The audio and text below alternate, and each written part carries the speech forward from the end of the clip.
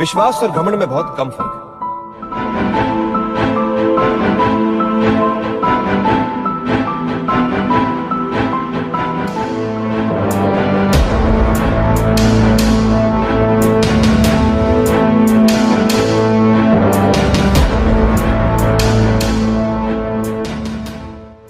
क्यों और किस लिए की गई थी गुलशन कुमार की हत्या? गुलशन कुमार के मर्डर के बाद से अब तक क्या क्या हुआ? हेलो दोस्तों, मैं नितिन आपका स्वागत करता हूं बॉलीग्रेड स्टूडियोज में।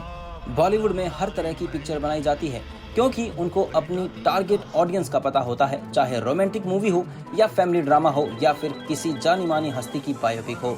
और इसी सोच के साथ डायरेक्टर ई निवास बायोपिक का आइडिया लेकर आमिर खान को एज गुलशन कुमार बड़े पर्दे पर दिखाने वाले हैं। लेकिन फिल्म में आने के पहले हमें इस कहानी के पीछे का सच जानना जरूरी है।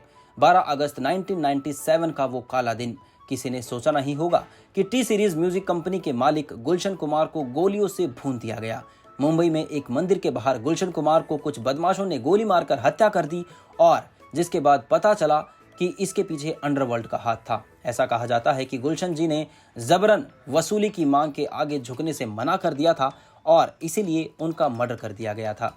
जैसा कि आप सबको मालूम है कि गुलशन कुमार काफी आस्तिक थे, उनका भगवान पर बहुत भरोसा था और उनके रूटीन में डेली मंदिर जाना होता था। और उनकी हत्या वाले दिन भी उन्होंने सुबह 10:40 पर मंदिर में पूजा की और जैसे ही सीढ़ियां उतरते हुए वो अपनी गाड़ी की तरफ बढ़ने लगे, एक लंबे बालों वाला आदमी उनके पास आकर खड़ा हो गया और उसने चिल्लाकर कहा, बहुत पूजा कर ली, अब ऊपर जाके पूजा पाठ करना क्योंकि भगवान को तेरी कुछ ज्यादा जरूरत है। और इतना कहते ही उसने गुलशन कुमार के सिर में गोली मारी और इसके बाद उस आदमी के 2 साथियों में उन पर 16 बुलेट की फायरिंग की और उनके शरीर को गोलियों से छलनी कर दिया। और उनकी हत्या के बाद उनके बेटे भूषण ने इस कंपनी को संभाला और आज टी सीरीज भारत की सबसे बड़ी म्यूजिक कंपनीज में से एक है। और इसी सच को दिखाने के लिए इनकी बायोपिक जल्दी हमारे सामने आ जाएगी। गुलशन कुमार के बेरहमी कत्ल के बाद आरोप अब्दुल रौफ को अरेस्ट किया गया। हालांकि तब उनकी हत्या के लिए म्यूजिक डायरेक्टर नदीम को भी जिम्मेदार माना जा रहा था।